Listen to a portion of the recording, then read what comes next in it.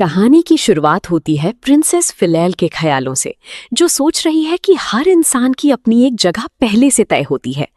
अब हम उन लोगों की भीड़ को देखते हैं जो तमाशा देखने आए हैं, क्योंकि आज फिलेल को फांसी दी जाने वाली है। उसे वहां जबरदस्ती घसीट कर लाया गया है। वो रो रही है और चिल्ला रही है कि उसे एम्परर से कुछ कहना है, लेकिन उसे बुरी तरह चुप करा दिया जाता है और लात मारते हुए कहा जाता है कि अब उसे चुपचाप अपनी सजा मान लेनी चाहिए। यहीं हमें एम्परर यूस्टिस अपनी लाल पोशाक में नजर आते हैं, जिनके साथ प्रिंसेस इलेंसिया चिपकी हुई खड़ी हैं। सबके सामने फिलेल के गुनाह बताए जाते हैं और सजा सुनाई जाती है। बताया जाता है कि इस धोखेबाज फिलेल ने अपनी मां के साथ मिलकर साजिश रची और 10 साल तक एक नकली प्रिंसेस बनकर रही, जिससे बेलू परिवार का नाम बदनाम हुआ। इल्जाम लगाया जाता है कि प्रिंसेस इलेंसिया ने उसे माफ कर दिया था, फिर भी फिलेल ने उसके साथ बुरा बर्ताव किया और टावर ऑफ मीजेस और एम्पायर के बीच दुश्मनी पैदा करने की कोशिश की। अब इस धोखेबाज को मौत की सजा दी जा चुकी है। ये सुनकर भीड़ भड़क जाती है और लड़की पर पत्थर फेंकने लगती है। लोग चिल्ला रहे हैं कि एक मामूली लड़की ने एम्परर की बेटी बनने की हिम्मत कैसे की, इसलिए इसे कड़ी सजा मिलनी ही चाहिए। फिलेल बहुत उदास होकर उन वजहों के बारे में सोच रही है जिनके लिए उसने इतना संघर्ष किया, पहले प्यार पाने के लिए और फिर अपनी जगह बचाने के लिए। वो एम्परर की तरफ मुड़ती है और उन्हें फादर कहकर बुलाती है, लेकिन वो उसे बहुत ठंडी नजरों से देखते हैं।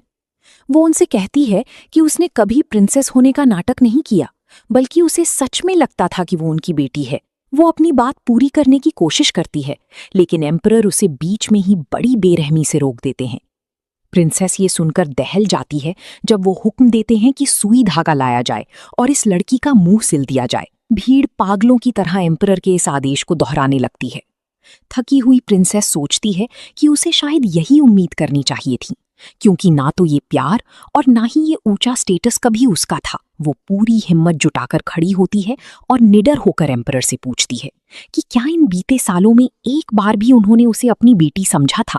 तभी असली प्रिंसेस एलेंसिया एम्परर की आंखों में देखती है और घर चलने की जिद करती है। वो उसे बहुत प्यार से देखते हैं और उसकी बात मान जाते हैं। जाने से पहले वो अपनी आंखों में एक अजीब सी चमक के साथ सजा पूरी करने का ऑर्डर देते हैं और वहां से चले जाते हैं। और इस तरह विलन फिलेल बिना रोशनी देखे मर गई और दुनिया उसके बुरे कामों के पीछे छिपी उसकी बेगुनाही को कभी नहीं देख पाई। उसकी मौत कुदरती नहीं थी, बल्कि उसे फांसी दी गई थी। पर एक भी इंसान ऐसा नहीं था जिसे उस पर तरस आया हो। अभी हम एक छोटी बच्ची को देखते हैं जो गुस्से में प्रिंसेस इलेंसिया नाम की एक बुक फेंक देती है। उसे ये बुक गार्डन में मिली थी और इसे पढ़ने के बाद उसे कहानी पर बहुत गुस्सा आ रहा है। वो प्रिंसेस फिलेल के इस अंत से बिल्कुल खुश नहीं है। वो फर्श पर लेटकर कालीन पर अपने हाथ पैर पटकने लगती है। जब वो थोड़ी शांत होती है तो सोचती है कि वो जाकर अपने फादर को इस बुक के बारे में बताएगी, ताकि इसके राइटर को मुश्किलों का सामना करना पड़े। पर फिर उसे ख्याल आता है कि अगर नैनी ने इस बुक को यहाँ पढ़ा हुआ देख लिया तो वो फिर से डांटने लगेंगी, इसलिए वो उसे उठा लेती है। इस लड़की की मॉम के बाल सुनहरे और आंखें हरी हैं और उसके डैड के बाल काले और आंखें नीली हैं। लेकिन बुक की कहानी एक ऐसी असली प्रिंसेस के बारे में है जो बिल्कुल अपनी एम्प्रेस माँ जैसी दिखती हैं, और फिलेल को विलन बताया गया है। वो उदास होकर सोचने लगती है कि क्या इसका मतलब ये है कि वो खुद भी एक नकली प्रिंसेस है। उसे वो अफवाहें याद आने लगती हैं कि एम्परर अपना सिंहासन उसे नहीं बल्कि अपने किसी करीबी रिश्तेदार को देना चाहते हैं, और लोग ये भी कहते हैं कि इस प्रिंसेस की शक्ल उसकी मर चुकी माँ से बिल्कुल नहीं मिलती। फिलेल को याद आता है कि उसने कितनी बार अपने फादर से बात करने की कोशिश की, लेकिन उनके ऑर्डर पर गार्ड्स ने उसे हमेशा ऑफिस के बाहर से ही धक्का देकर हटा दिया। हमें पता चलता है कि इस बच्ची का नाम भी फिलेल ही है और समानताएं यहीं खत्म नहीं होती। नॉवल वाली फिलेल एक बहुत ही बुरी विलन है, जैसे कि दूसरी लड़कियों पर झूठे इल्जाम लगाना या उन पर चोरी का आरोप मढ़ना। असली फिलेल मानती है कि उसने भी दूसरों के साथ थोड़ा बुरा बर्ताव किया है, लेकिन वो फौरन माफी भी मांग लेती है। उसे लगता है कि ये सब बस छोटी मोटी गलतफहमियां थीं। वो खुद को तसल्ली देती है कि शायद किसी ने इन बातों के बारे में सुना होगा और ये बुक लिख दी। तभी उसे दरवाजे पर किसी की आवाज आती है जो उसे कमरे में आने की वार्निंग दे रहा है। फिलेल घबरा जाती है और पागलों की तरह सोचने लगती है कि इस बुक को कहाँ छुपाए। तभी उसकी नैनी कमरे में आती है, जो काफी कड़क कपड़ों में है और उसका चेहरा बहुत ही शक भरा और गुस्से वाला लग रहा है। फिलेल बुक को अपनी पीठ के पीछे छुपा लेती है और हकलाते हुए कहती है कि वो नैनी को देखकर बहुत खुश है। नानी उसके सामने हाथ बांधकर बड़े डरावने अंदाज में खड़ी हो जाती है और पूछती है कि उसने फिर से क्या किया है, क्योंकि उसे खबर मिली थी कि फिलेल पढ़ाई नहीं कर रही। फिलेल हकलाते हुए कहती है कि वो तो बहुत मेहनत से पढ़ाई कर रही है। नैनी एक ठंडी सांस लेती है और थक कर अपना माथा पकड़ लेती है। वो लड़की से कहती है कि अगर फिलेल ने कोई मुसीबत खड़ी की तो वो दोनों बहुत बड़ी मुश्किल में पड़ जाएंगी। फिलेल बड़ी मासूमियत से वहां खड़ी रहती है। नैनी उसे समझाते हुए कहती है कि एम्परर ने खुद उसका बिहेवियर सुधारने का हुक्म दिया है और अगर वो तमीज से रही तो आज रात वो उनके साथ डिनर कर सकती है। प्रिंसेस के मुंह से अनजाने में निकल जाता है कि नैनी फिर से झूठ बोल रही है। नैनी चिल्लाकर कहती है कि सामने वाले की बात पर शक करना बहुत बुरी आदत है। फिलेल अपना मुंह फुला लेती है और सोचती है कि उसके फादर ने अपना वादा कभी पूरा नहीं किया। उसे उनका चेहरा याद आता है और वो सोचती है कि चाहे उसने एग्जाम्स में कितने भी अच्छे मार्क्स लाए हों या कितनी भी मेहनत की हो, उसके फादर ने कभी उसकी तारीफ तो दूर उसे देखना तक पसंद नहीं किया। नैनी अपनी कमर पर हाथ रखकर गुस्से में कहती है कि उसे समझ नहीं आता कि फिलेल इतनी बदतमीज किसकी जैसी है। तभी बच्ची धीरे से पूछती है कि क्या वो अपनी माँ जैसी दिखती है। नैनी बिना उसका ख्याल किए साफ कह देती है कि उसकी माँ एक बेहतरीन इंसान थी जो अपनी उम्र से कहीं ज्यादा समझदार और तेज दिमाग की थी। इसलिए फिलेल को बेन ऑफ एम्पायर के स्थापना दिवस यानी फाउंडिंग डे के फेस्टिवल में अपनी एक अच्छी इमेज बनानी होगी। ये फेस्टिवल हर साल मनाया जाता है। ऐसी अफवाहें हैं कि इस एम्पायर पर खुद सन गॉडेस का आशीर्वाद है। इस बड़े दिन की तारीख ऑरिकल्स तय करते हैं और इस दिन इंपीरियल फैमिली के लोग सभी एरिस्टोक्रेट्स के साथ मिलकर एक खास स्पीच सुनते हैं। इस दिन मौसम का साफ होना बहुत जरूरी है ताकि सूरज की किरणें सीधे जमीन पर गिर सकें। फिले महल के कॉरिडोर की एक खिड़की के पास खड़ी होकर बाहर बारिश को देख रही है। मेड उसे वहां से हटने को कहती है वरना वो भीग जाएगी। तभी उसे कुछ आवाजें सुनाई देती हैं। वो पीछे मुड़कर देखती है कि कॉरिडोर के दूसरे छोर पर एक काउंसलर एम्परर को बता रहा है कि ये जश्न टाल देना चाहिए। वो कहता है कि हालांकि वैज्ञानिकों और मजिशियंस ने दावा किया था कि बारिश नहीं होगी, लेकिन इतिहास में पहली बार उनकी बात गलत निकली। काउंसलर कहता है कि शायद वो लोग खुद भी कंफ्यूज हैं। एम्परर अपना माथा मलते हुए कहते हैं कि फिर वो इस प्रोग्राम को रीशेड्यूल कर देंगे और नई तारीख तय करके उन्हें बता दी जाए।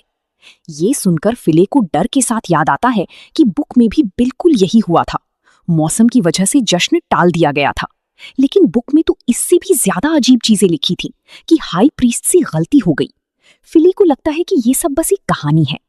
उसे बहुत डर लग रहा है कि बुक की घटनाएं हकीकत में भी वैसी ही न हो जाएं। वो हिम्मत करके बारिश में दौड़ती हुई कॉरिडोर के दूसरे कोने पर अपने फादर के पास पहुंच जाती है। नैनी उसके पीछे दौड़ती है, लेकिन बच्ची एम्परर के पास पहुंचने से पहले ही रुक जाती है और रोती हुई उनसे मिन्नत करती है कि वो इस जश्न को ना टालें।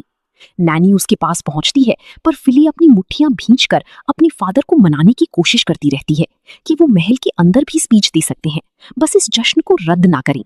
एम्परर कोई जवाब नहीं देते, बस उसकी तरफ एक कड़वी नजर डालते हैं। वो पीछे मुड़ते हैं और काउंसलर से कहते हैं कि वो लोग यहाँ से जा रहे हैं। काउंसलर उन्हें रोकने की कोशिश करता है, पर एम्परर नफरत से जवाब देते हैं कि उन्हें एक बच्चे की हर जिद सुनने की जरूरत नहीं है, जो सिर्फ इसीलिए एम्परर का रास्ता रोक रही है क्योंकि उसे फेस्टिवल देखना है। ये सब वहां खड़े कोर्टियर्स देख रहे होते हैं, जिनमें लाल आंखों और सुनहरी बालों वाला एक लड़का है जिसका नाम नजर है। नैनी फाइलल को वहां से ले जाने की कोशिश करती है, तभी उसकी और उस लड़के की नजरें मिलती हैं।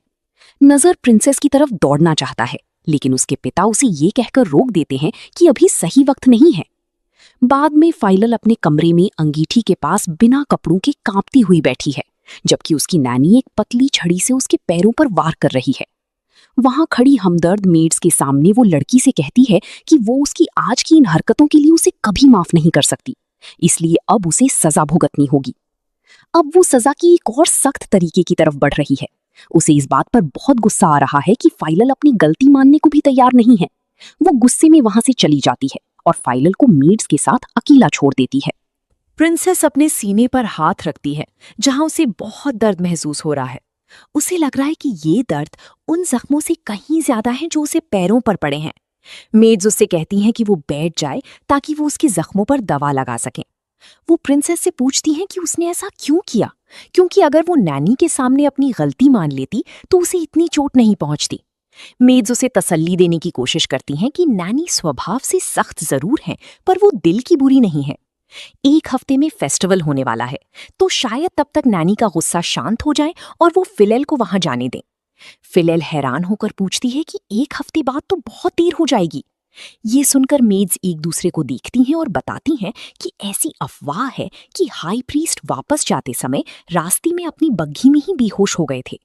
ऐसा पहले कभी नहीं हुआ, और कुछ लोग तो ये भी कह रहे हैं कि देवताओं ने इस एम्पायर से अपना मुंह मोड़ लिया है। एक मेड दूसरी को टोकते हुए कहती है कि ऐसी बातें यहां नहीं करनी चाहिए, और घबराहट में अपनी मुंह पर हाथ रख लेती है। फिलेल कहती है कि वो समझ गई और उन्हें जाने के लिए कह देती है। जब मेड्स चली जाती हैं तो वो अपनी मेज की दराज से वो बुक निकालती है और सोचती है कि इस बात की कितनी संभावना है कि ये सब भी उस नॉवेल में पहले से लिखा हो। वो इस नतीजे पर पहुंचती है कि ये सिर्फ एक बुक नहीं बल्कि एक भविष्यवाणी है।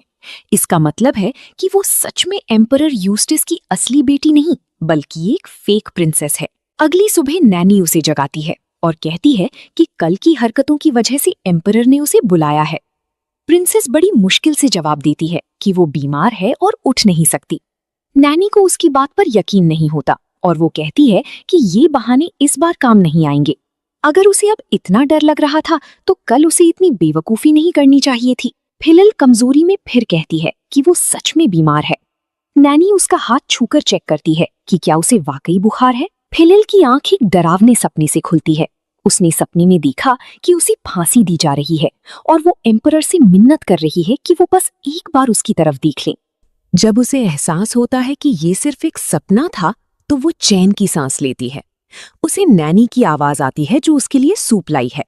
नैनी कहती है कि उसे फेस्टिवल की वजह से एम्परर के सामने ऐसी बदतमीजी नहीं करनी चाहिए थी, इसलिए उसकी तबीयत खराब हो गई। नैनी उसे बताती है कि उसने एम्परर को कह दिया है कि फाइनल इस बार फेस्टिवल में नहीं आ पाएगी, लेकिन उसे ये याद रखना चाहिए कि उसके फादर को उसकी सेहत की कोई परवाह नहीं है।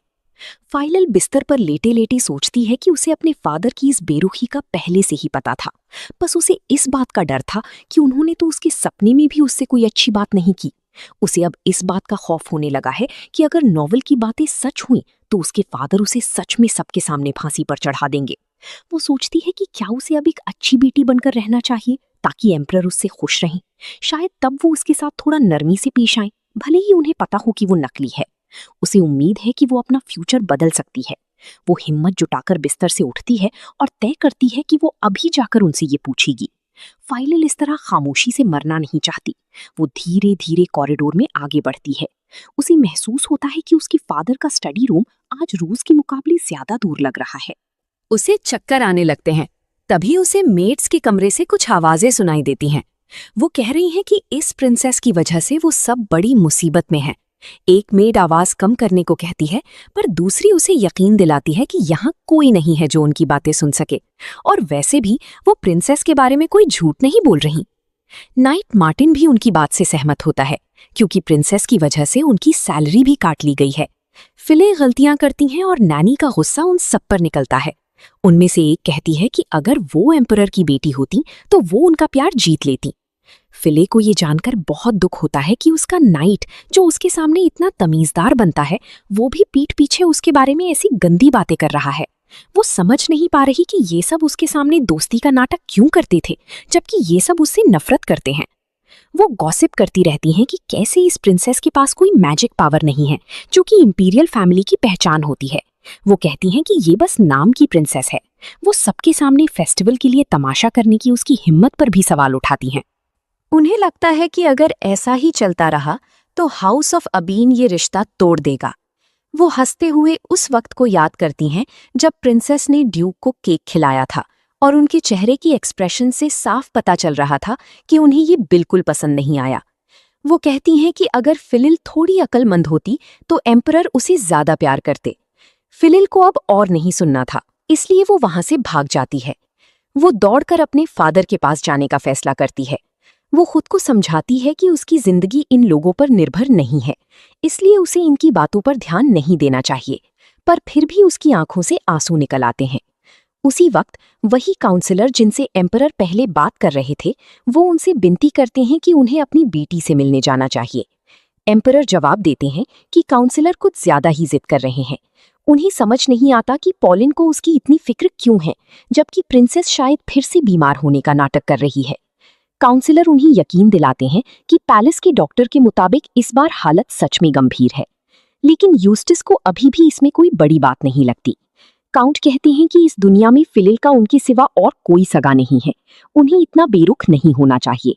एम्परर जवाब देते हैं कि उन्होंने कभी फिलिल को अपना सगा समझा ही नहीं। पॉलिन बड़ी सावधानी से पूछते हैं कि क्या एम्परर को लगता है कि फिलिल ही उनकी पत्नी की मौत की वजह है।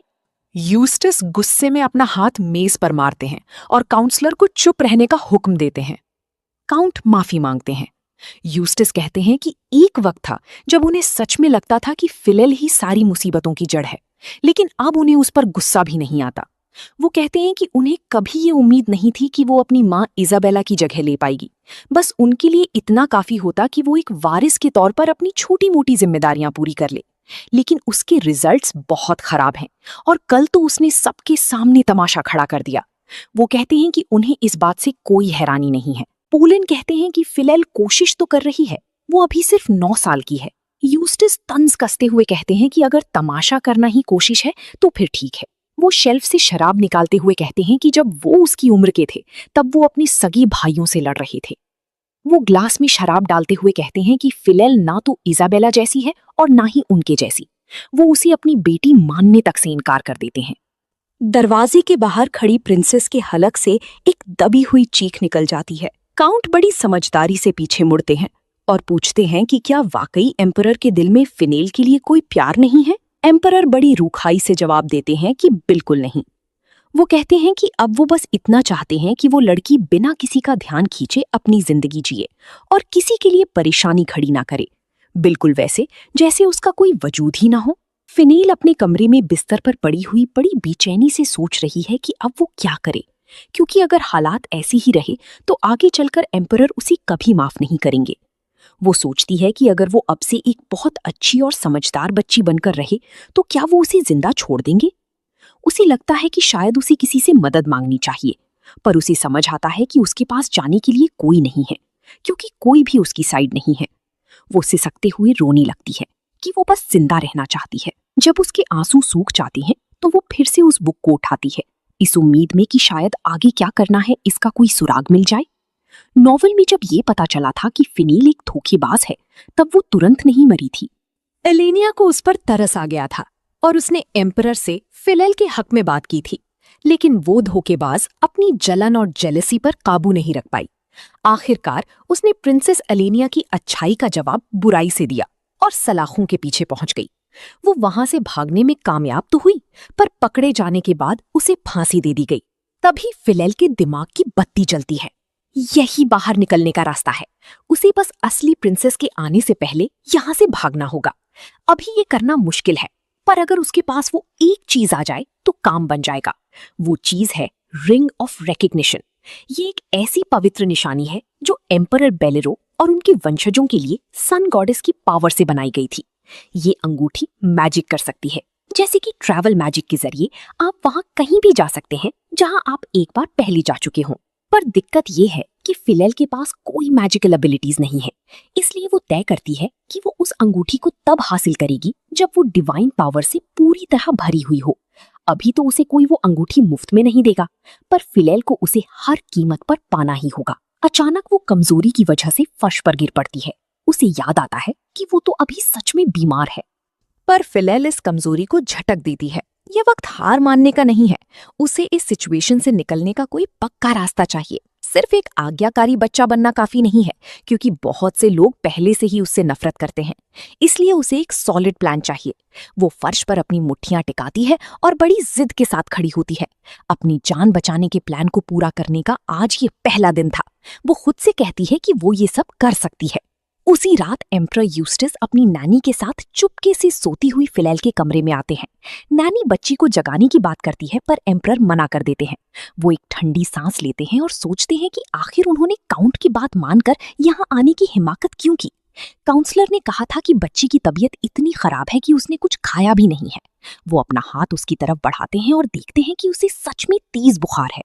तभी नींद में फिलिल धीरे से बड़बड़ाती है कि वो एक बहुत अच्छी बच्ची बनेगी इसलिए प्लीज उसे मत मारना। यूस्टस अपना हाथ पीछे खींच लेते हैं पर वो उनकी उंगली पकड़ लेती है और रोती हुई बार बार उनसे जान की भीख मांगती है। ये देखकर यूस्टस को अपना बचपन याद आ जाता है और वो डर जो उन्होंने अपनी जान के लिए महसूस किया था। तब उन्हें भी समझ नहीं आता था कि हर कोई उन्हें मारना क्यों चाहता है, और वो भी ऐसे ही मदद मांगते थे। एम्परर सोचते हैं कि क्या फिलेल को हकीकत का अंदाजा हो गया है? क्या कल का वो तमाशा असल में मदद के लिए एक पुकार थी? शायद फिलेल खुश नहीं है और एम्परर की इकलौती बेटी इस तरह दुखी नहीं रह सकती। उसे अटेंशन की जरूरत है। उन्हें लगता है कि शायद वो उसे समझने में गलती कर रहे हैं। अगली सुबह जब फिलेल जागती है तो उसे एक बहुत बड़ा गोल्डन एप्पल मिलता है। नैनी उसे बताती है कि ये एम्परर ने भेजा है। नैनी को इस बात पर बड़ा गुस्सा आता है कि एक मामूली सर्दी की वजह से ऐसी बेशरम बच्ची को इतना कीमती तोहफा दिया गया है। वो प्रिंसेस से पूछती हैं कि क्या कल कुछ अजीब हुआ था, जिस पर फिलेल बड़ी मासूमियत से मना कर देती है। नैनी बुदबुदाते हुए कहती हैं कि चलो अगर कुछ नहीं हुआ तो ठीक है। फिलेल उस सेब को देखती है और समझ जाती है कि ये वर्ल्ड ट्री का फल है। ये एक पवित्र पेड़ है जो महाद्वीप के बीचों बीच उगता है और इसका फल एक जादुई दवा की तरह है जो शरीर को ताकत और एनर्जी देता है। उसने सुना था कि ये फल हर साल पैलेस में लाए जाते हैं, पर उसने कभी सोचा नहीं था कि वो इसे अपनी आंखों से देखेगी। फिलेल उसकी खुशबू लेने के लिए सेब को अपने चेहरे के पास लाती है, पर नैनी चिढ़कर कहती है कि वो इसे गिरा देगी। फिलेल उसकी बातों पर ध्यान नहीं देती और उसे लगता है कि ये फल शायद पोलन ने एम्परर की तरफ से भेजा होगा।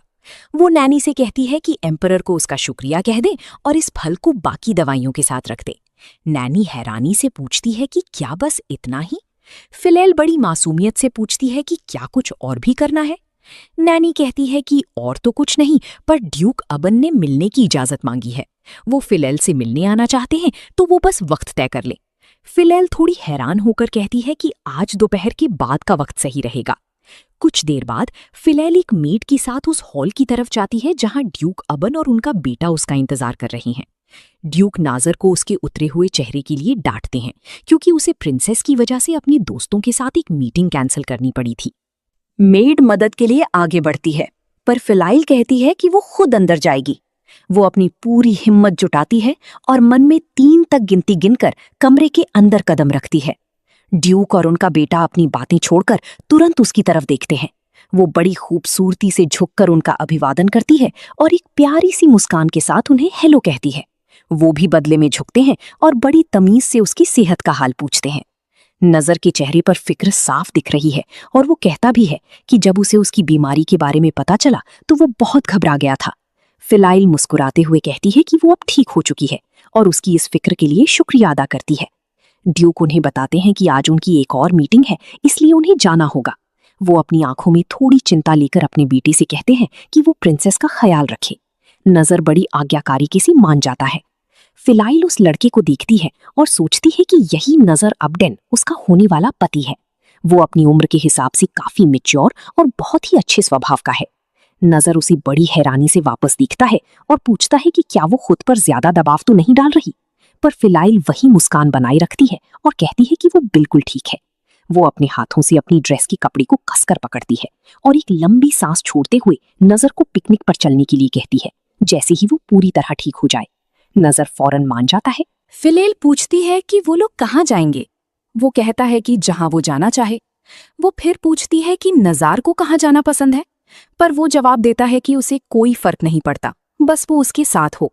वो दोनों चाय पीते हुए धीरे धीरे बातें कर रही हैं। फिलेल कहती है कि पिकनिक के लिए मौसम कुछ खास अच्छा नहीं है और नजार शांति से उसकी बात मान लेता है। फिलेल सुझाव देती है कि वो महल के अंदर ही पिकनिक मना सकते हैं और कुछ स्नैक्स तैयार कर सकते हैं। वो फिर से उसकी बात पर हाँ कह देता है। फिलेल समझ जाती है कि नजार उसके साथ बिल्कुल भी वक्त नहीं बिताना चाहता। वो बस बातचीत को खींच रहा है और अपनी कोई राय नहीं दे रहा। फिलेल एक मशहूर पियानिस्ट का जिक्र करती है और उसे बुलाने की बात कहती है। नजार फिर से मान जाता है।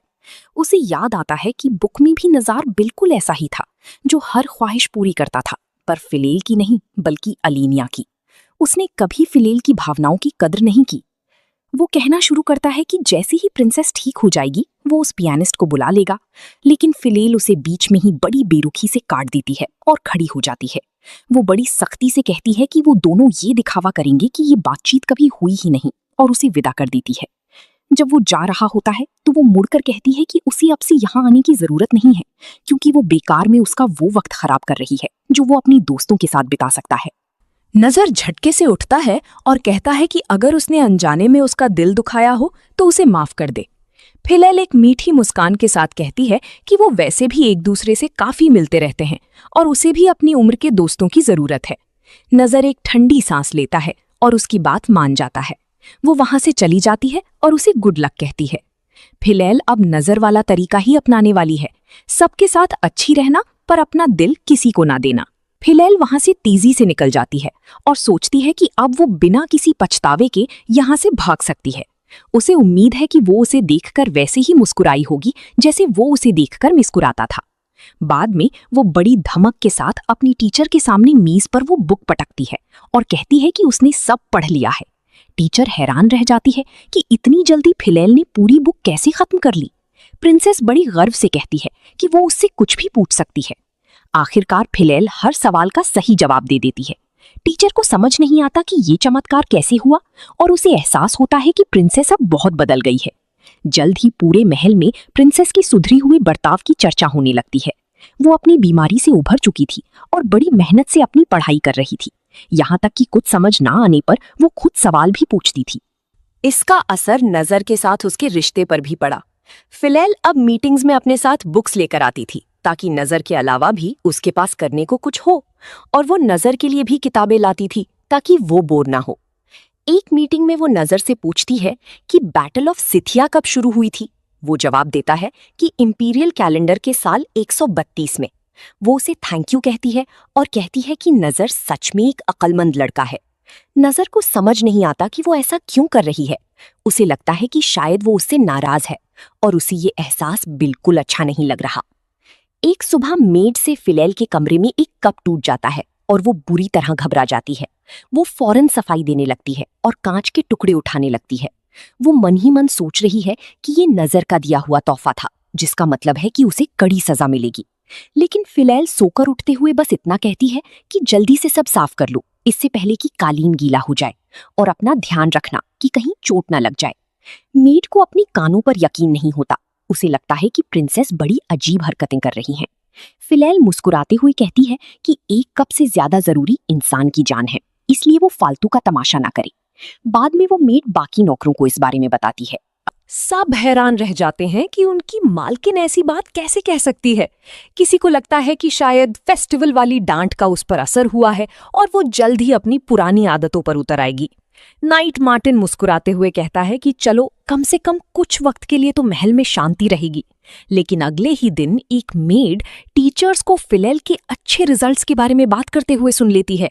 कुछ दिनों बाद मार्टिन गार्डनर से सुनता है कि प्रिंसेस गिर गई थी, पर उनके मुंह से एक भी कड़वा शब्द नहीं निकला। कुक मेड को बताता है कि प्रिंसेस अब खाने पीने में नखरे नहीं करती और जो भी परोसा जाता है उसे शांति से खा लेती हैं। सब सच में इस बात से हैरान हैं कि आखिरकार प्रिंसेस अब समझदार हो गई हैं। ये सुनकर नैनी रूमाल से अपनी आंखें पोंछती हैं और कहती हैं कि आखिरकार उनकी सख्त परवरिश का फल मिल ही गया। फिलैल उनकी ये बातें सुन लेती हैं। नैनी इस बात से खुश हैं कि उनकी पीठ के दर्द की वजह से उन्हें इस्तीफा देने की नौबत नहीं आई। सभी मेड्स एक सुर में नैनी की तारीफ करने लगती हैं, पर फिलैल सोचती है कि इन लोगों को जरा भी अंदाजा नहीं है कि उसकी स्थिति कितनी नाजुक है। वो उनके सामने से नहीं गुजरना चाहती और रास्ता बदलने का फैसला करती है, पर तभी नैनी की नजर उस पर पड़ जाती है। नैनी उसे बताती हैं कि वो उसे ही ढूंढ रही थीं। वो संदेश देती हैं कि एम्परर ने प्रिंसेस को आज डिनर पर बुलाया है। फिलैल मेज पर अपने पिता के सामने बैठी हुई सोचती है कि आखिर उन्हें उसे बुलाने का ख्याल आया कैसे। ऐसा तो हो नहीं सकता कि अचानक उनके अंदर कोई पिता वाला प्यार जाग गया हो। यूस्टस कहते हैं कि उन्होंने फिलैल की पढ़ाई में कामयाबी के बारे में सुना है और इसके लिए उसकी तारीफ करते हैं। वो शुक्रिया कहती है, पर साथ ही जोड़ देती है कि अभी बहुत कुछ सीखना बाकी है। उसके पिता जवाब देते हैं कि टीचर्स तो प्रिंसेस की तारीफों के पुल बांध रहे हैं। फिलैल को अचानक एहसास होता है कि उसने कभी तारीफ पर ध्यान ही नहीं दिया था, क्योंकि उसे पहले कभी सराहना मिली ही नहीं थी। वो बड़ी शालीनता से जवाब देती है कि ये सब उन काबिल टीचर्स की वजह से हैं जिन्हें हिज हाइनेस ने उसके लिए चुना है। एम्परर अपनी बेटी के मुंह से इतनी फॉर्मेलिटी सुनकर थोड़े हैरान रह जाते हैं। वो कहते हैं कि जितने समय से उनकी बात नहीं हुई, उस बीच फिलेल की बातें काफी मैच्योर हो गई हैं।